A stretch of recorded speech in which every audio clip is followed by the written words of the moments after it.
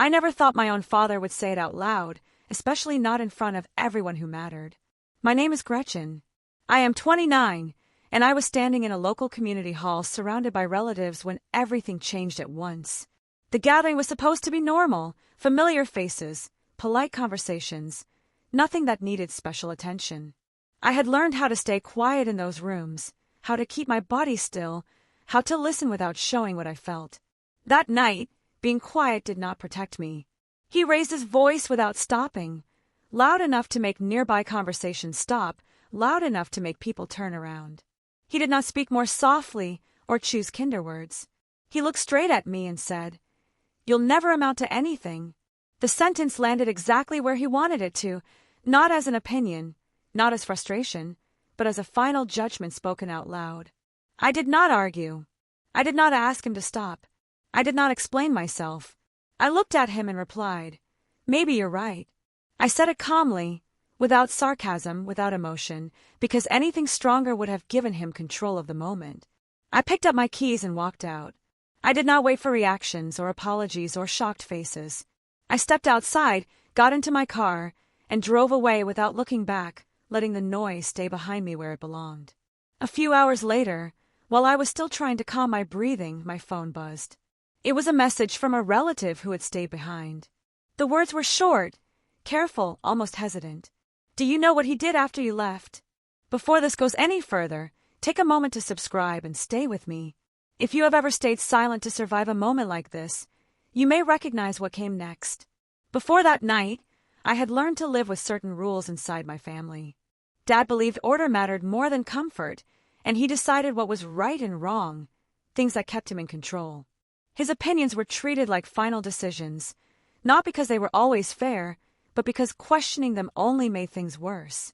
I learned early that staying agreeable was safer than being honest, even when honesty would have cost me less than silence did over time. Nothing I did was ever openly terrible, yet everything I did seemed to fall just short of approval. The problem was never a specific mistake that could be fixed. It was the idea that I needed constant fixing. If I spoke too directly, I was called difficult.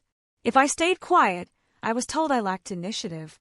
There was always something slightly off, always a reason to remind me I was not quite good enough. My mother played a quieter role in all of this. My mother preferred calm over confrontation, even when calm came at someone else's expense. She would lower her eyes when conversations turned sharp, offering small gestures instead of protection. Her silence was never loud, but it was consistent, and over time, it became another rule I learned not to challenge. My brother Daniel fit easily into the space our father valued most. He understood when to speak, when to agree, and when to stay aligned with the expectations set for him. His position in the family was never announced or defended. It simply existed, reinforced through everyday decisions that made it clear whose choices mattered. I noticed the difference without needing it explained, and I learned to work around it rather than fight it. The family gathering that night had been planned weeks in advance, described as something simple and necessary. It was meant to bring relatives together, strengthen connections, and show that everything was working the way it should. I was expected to attend, not because my presence mattered, but because being absent would have raised questions that no one wanted to answer. Staying away was never presented as an option. I went because avoiding conflict had become second nature, and because I had convinced myself it would pass like the others always had. I knew how to stay composed, how to respond politely, how to make myself small enough to avoid attention. What I did not expect was the shift in tone, the moment when criticism stopped being hinted at and became something said openly. Looking back, the pattern was obvious. This was never about one comment or one night. It was about years of quiet judgments that had finally found a public voice.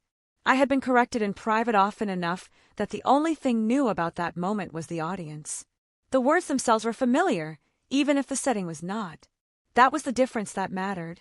Being put down behind closed doors teaches endurance. Being put down in front of others changes how everything is seen. It turns a private imbalance into something shared, something that no longer belongs only to the people involved. What happened that night did not come out of nowhere, but it crossed a line that could not be stepped back from, whether anyone was ready to admit it or not. A few hours after I left the building, my phone lit up with a message I did not expect to receive that night. It was from my Aunt Lorraine, and the tone was careful in a way that immediately felt different. She did not ask how I was doing, or whether I had made it home safely. She wrote that she thought I should know something before I heard it from someone else. I stared at the screen for a long moment before responding, already sensing that whatever came next was not going to make the night easier to process. Lorraine explained that after I walked out, Dad did not follow me or try to calm the situation.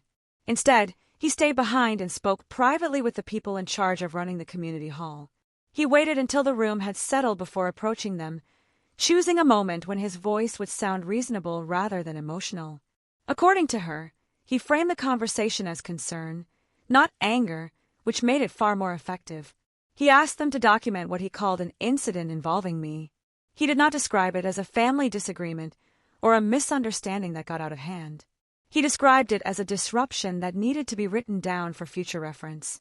Lorraine said he was careful with his language, avoiding anything that sounded personal while still making his point clear enough to have weight. Dad told them I had been upset, unpredictable, and inappropriate for a shared community space. He suggested that my behavior showed ongoing issues rather than a single moment. He did not raise his voice, and he did not exaggerate the scene itself. Instead, he focused on character, implying instability without ever using the word directly. The result was worse than a dramatic accusation because it sounded calm, deliberate, and responsible. What I did not realize until Lorraine explained it was how easily his words were accepted. The organizers listened, nodded, and took notes. They trusted him because he had been involved with the community for years, because he knew how to present himself as someone looking out for the greater good. No one asked for my version of events. No one questioned whether his account matched what actually happened. By the end of that conversation, my name had been added to an internal report. It was not dramatic or visible, just a record that would quietly follow me. Lorraine said it was framed as routine documentation, something done to make sure future gatherings remained safe and orderly. Hearing that made my stomach tighten in a way that felt different from embarrassment or anger. The impact became clearer later that night when I checked my email. A community program I had been informally connected to send a brief message saying my participation was being placed on hold. There was no explanation beyond a vague reference to recent concerns. The wording was polite, almost apologetic, which made it harder to argue against. It was not a rejection, but it was a pause that carried consequences. Sitting alone with that information, I began to understand what had really happened. This was not an emotional reaction to being challenged in public. This was a calculated move designed to take back control once the audience was gone. Dad had not lashed out because he was upset. He had waited until he could shape the story quietly, knowing that silence would do more damage than confrontation. What unsettled me most was how familiar the pattern suddenly felt. This was the same approach he had used within the family for years, just applied on a larger scale. The difference was that now it involved institutions, records, and opportunities that extended beyond private relationships. It was no longer just about how I was treated at home. I did not respond to Lorraine right away. I needed time to sit with the realization that this had been planned, not improvised. Understanding that distinction changed how I saw everything that followed. It told me that whatever came next would not be accidental either. Not long after that, the consequences of that decision began to show up in ways I could not ignore. 2 days later, I stopped reacting and started paying closer attention to what had been quietly ignored for years. I went back through conversations, messages, and moments I had dismissed as uncomfortable but harmless at the time. What stood out was not any single incident, but a familiar pattern that suddenly felt impossible to unsee. Dad had always positioned himself as someone protecting order, yet the way he enforced that order consistently helped him. Whenever someone challenged his authority, the response was rarely direct, and the consequences appeared later, framed as unrelated issues. The more I examined the past, the clearer it became that I was not the first person he had handled this way. Lorraine shared details I had never been told before, speaking carefully, as if she were testing how much truth I was ready to hear. She described other situations where Dad had raised concerns behind closed doors, always with the same calm language and measured tone. He never accused anyone openly, and he never confronted people in ways that could be questioned. Instead, he documented, reported, and suggested patterns of behavior that others accepted without question. Lorraine explained that in those cases, the people involved often felt confused rather than angry. Opportunities disappeared, invitations stopped arriving, and explanations remained vague. Most of them assumed the problem was their own behavior, not realizing how the story had been shaped before they even knew a discussion was happening. Hearing this shifted something in me because it placed my experience within a larger picture that extended well beyond family dynamics. When word began circulating among relatives, reactions came quietly rather than confrontationally. Some expressed concern without offering support, while others chose distance under the excuse of staying neutral. Conversations became shorter, responses slower, and invitations more selective. It was not open hostility, but it was not loyalty either. The family did not divide into clear sides, and no one openly defended me, which made the silence feel heavier than direct opposition. What surprised me most was how quickly the focus moved away from what Dad had done and toward how I should handle it. I was advised to be patient, to let things settle, to avoid making the situation worse. The underlying message was clear even when it went unspoken. Preserving the existing structure mattered more than questioning the way it worked. My discomfort was treated as an unfortunate side effect rather than a problem worth addressing. As I listened to these responses, it became obvious that this was never just about a strained relationship between a father and a daughter. It was about who controlled the story and who absorbed the consequences. Dad did not need agreement to maintain power. He needed compliance, and the family had learned over time that compliance kept things predictable. Challenging that arrangement threatened stability, which made people uncomfortable enough to look away. Understanding this reframed the situation entirely. The issue was not misunderstanding or hurt feelings that could be resolved through conversation. It was a system built around authority that discouraged accountability. Once I recognized that, the emotional weight shifted. I stopped wondering what I could have done differently and started asking why the same patterns were allowed to continue unchecked. That realization did not bring relief, but it brought clarity. It explained why no one intervened and why Dad felt confident acting the way he did. Power works best when it appears reasonable, and his control had been disguised as responsibility for so long that few people questioned it.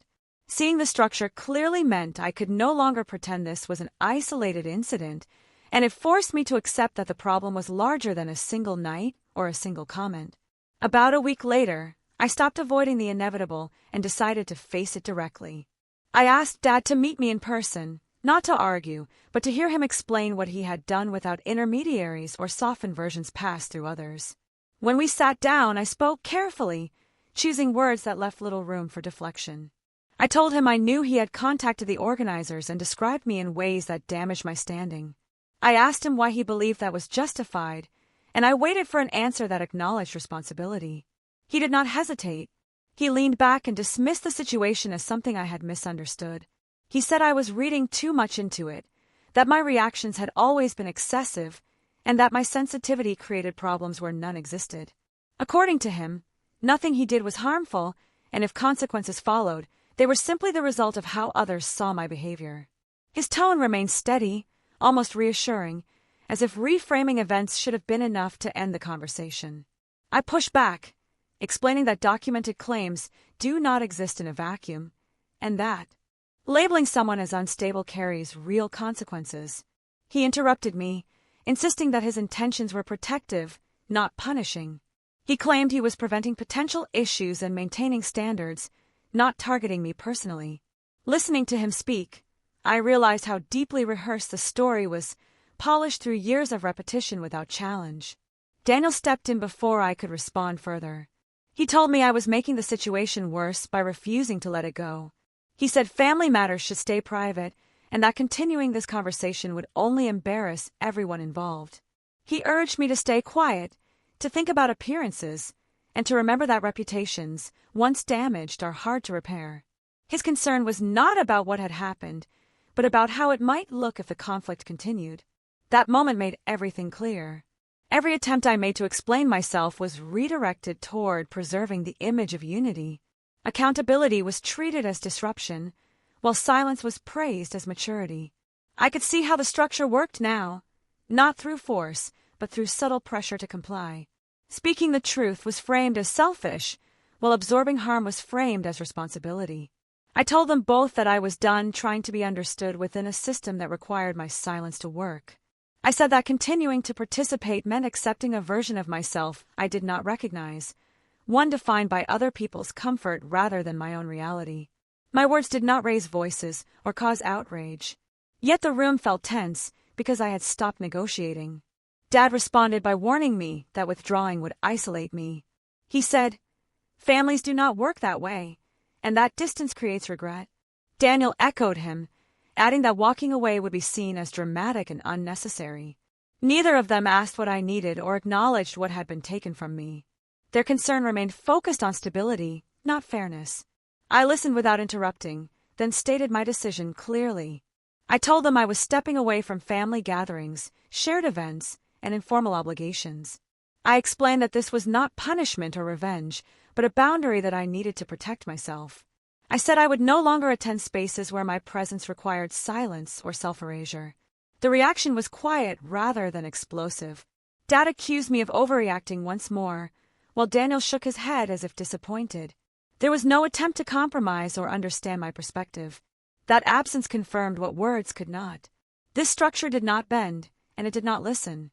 Walking away from that conversation felt heavier than leaving the hall days earlier. Yet it also felt final. I was no longer hoping for acknowledgement or repair. I understood that staying would mean continuing a role I had outgrown. Leaving meant uncertainty, but it also meant honesty. For the first time, my decision was not shaped by fear of consequences, but by clarity about what I was no longer willing to accept. Not long after that, the consequences began to spread beyond my family, moving into spaces where my last name had always been treated as neutral, until it suddenly was not. The shift was subtle at first. Conversations at work changed tone without explanation. Invitations stopped arriving, and people who used to speak openly around me became careful with their words. I was not confronted directly, yet I could feel something had been placed between me and the community I had spent years building. It became clear that the version of me being passed around was no longer shaped by my actions, but by a story I had no access to and no control over. I learned through indirect comments that concerns had been raised about my behavior, framed as quiet warnings rather than accusations. I was described as unpredictable, difficult to work with, and emotionally unstable in ways that felt deliberately vague. No specific incident was ever named, which made the damage harder to address. When reputation is questioned without details, denial sounds defensive even when it is truthful. This began to affect my professional standing. A community-based opportunity one had been preparing for was paused without explanation, followed by a polite message that circumstances had changed. I was told it was temporary, though no timeline was offered. The phrasing suggested caution rather than rejection, but caution alone was enough to stall momentum I could not easily rebuild. I understood then that the impact was not accidental, and that silence was being used as proof against me. Colleen, my best friend, noticed the shift before I explained it. She did not push for details or encourage confrontation. Instead, she listened while I spoke through what had happened, allowing me to finish without interrupting or making light of the weight of it. Her presence grounded me during a period when I began questioning my own perceptions, which felt more destabilizing than the external consequences themselves. Despite the growing pressure, I chose not to respond publicly. I did not issue statements, defend myself online, or try to correct the story circulating through informal channels. I understood that anything I said would be filtered through the same lens that had already labeled me a problem. Remaining quiet was not an admission of guilt, but a refusal to perform for a system that rewarded compliance over truth. What I did not expect was how that silence began to change the direction of the story. Without my reaction to point at, attention slowly shifted back to the source.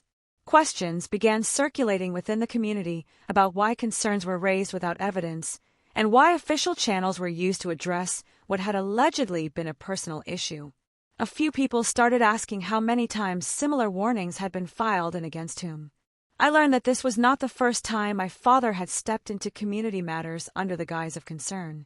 Others had experienced similar situations years earlier, though none had been as visible as mine. The pattern was quiet but consistent, relying on authority rather than accountability. This time, however, the lack of escalation from me left room for scrutiny rather than distraction. Eventually, The organizers who had paused my opportunity reached out again, this time asking questions instead of delivering decisions. They wanted clarity about the original complaint, documentation to support it, and context that had previously been assumed unnecessary.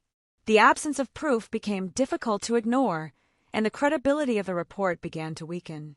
I was not restored overnight, nor did the damage disappear completely. Trust does not return on command, especially when doubt has been introduced deliberately. Still, the story that had once moved freely now faced resistance, and the authority behind it no longer went unexamined.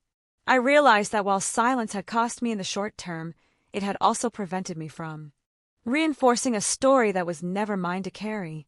By choosing not to engage, I had removed myself from the role I was expected to play.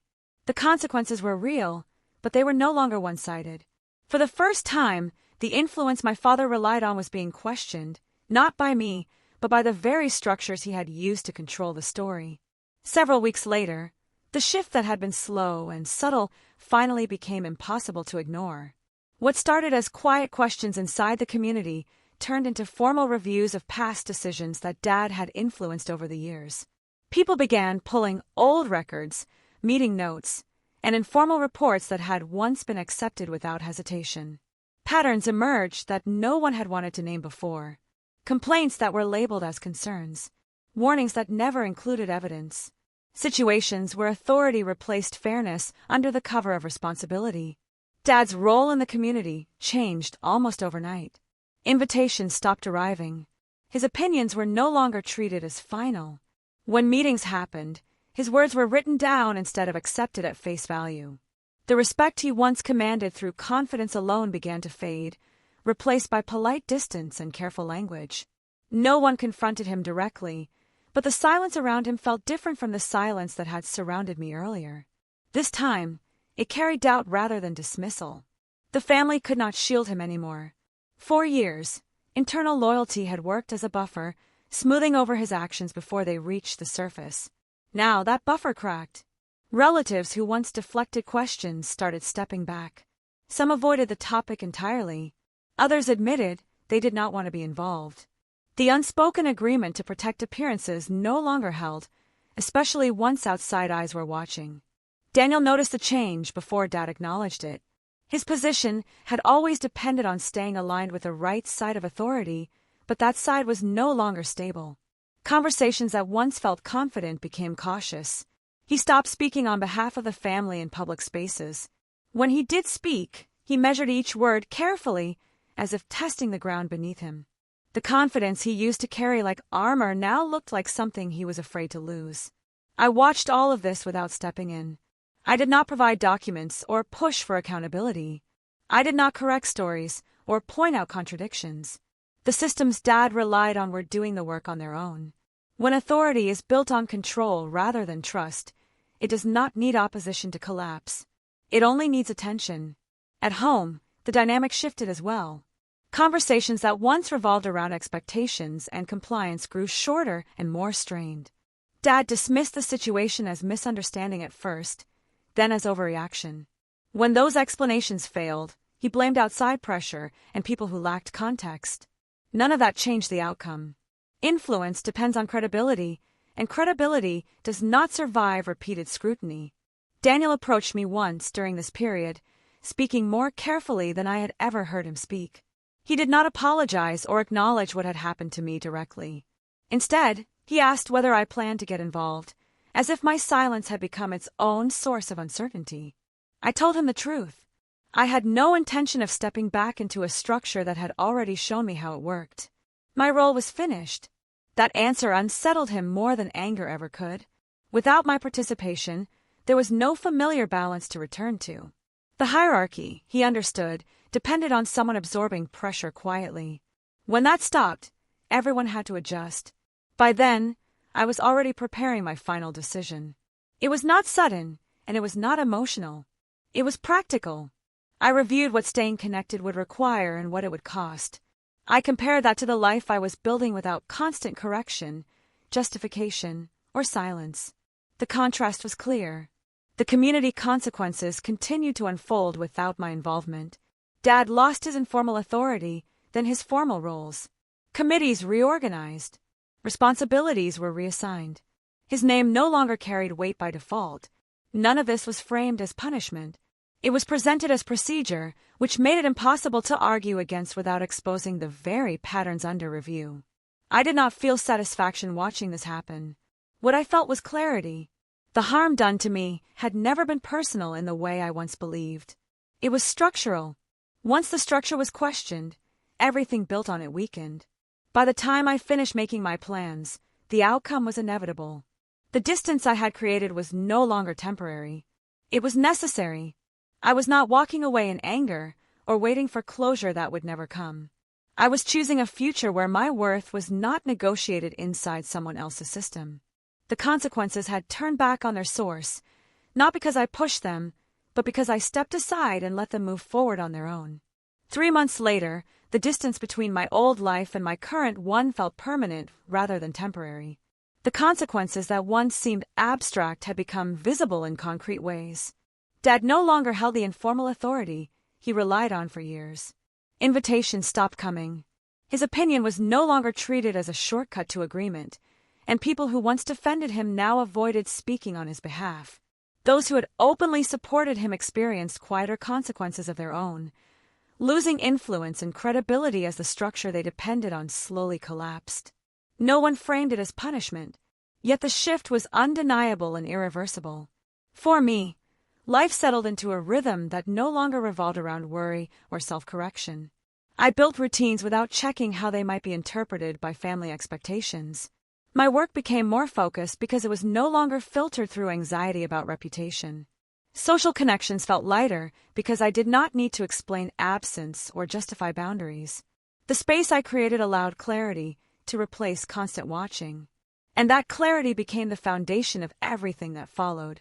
The decision to cut ties completely did not come from anger or a desire to prove anything. It came from understanding patterns with enough distance to see them clearly.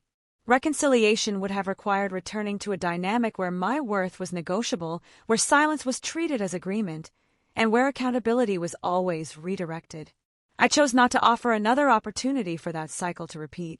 There were no final arguments or dramatic exits. I stopped responding, stopped attending, and stopped explaining. The separation was quiet but firm. Without my presence, the family story struggled to hold its shape. Attempts to pull me back were indirect and inconsistent, often framed as concern rather than responsibility. I did not engage. Distance was no longer a reaction, but a decision rooted in self-respect.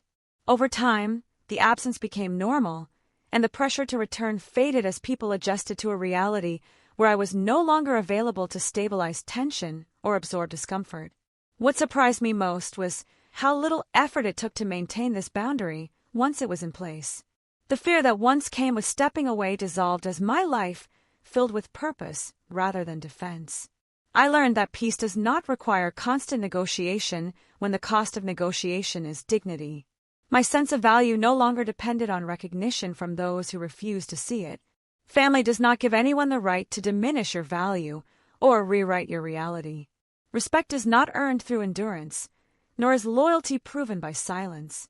Self-respect sometimes begins with leaving spaces that demand you shrink to belong.